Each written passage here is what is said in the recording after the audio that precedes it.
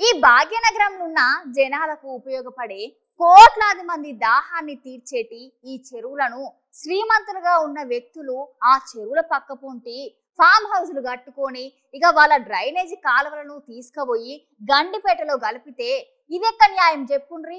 వాళ్ళ విలాసవంతమైన జీవితం కోసం జనాలను బలిదీస్తుంటే నేను ఒక ప్రజాప్రతినిధిగా ఈ రాష్ట్రానికి ముఖ్యమంత్రిగా ఉండి ఏం ప్రయోజనం అని రేవంత్ రెడ్డి సారు బాధపడుకుంటా మాట్లాడుతున్నాడు.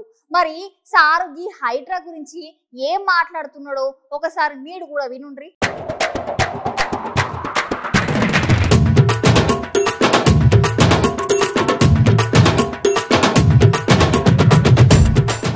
ఈ ప్రజలకు కోట్లాది మంది దాహార్తిని తీర్చే ఈ యొక్క చెరువులను శ్రీమంతులుగా గొప్ప వ్యక్తులుగా ఉన్న వాళ్ళు వాటి పక్కనే ఫామ్ హౌస్ల పేరు మీద నిర్మించుకొని వాళ్ళ డ్రైనేజ్ కాలువలు తీసుకెళ్ళి గండిపేటలో కలిపినారు.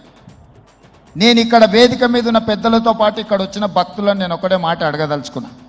ఇవాళ వాళ్ళ విలాసవంతమైన జీవితం కోసం నిర్మించుకున్న ఫామ్ హౌజుల నుంచి వచ్చే డ్రైనేజ్ గండిపేటలో హిమాయత్ సాగర్ తాగునీటిలో కలిపితే ఆ నీళ్లు హైదరాబాదు నగరానికి తాగడానికి సరఫరా చేస్తుంటే వాళ్ళు నిర్మించిన అక్రమ నిర్మాణాలను వదిలేస్తే ఇక నేను ప్రజాప్రతినిధిగా విఫలమైనట్ట కాదా మీరు ఒక్కసారి ఆలోచన చేయండి.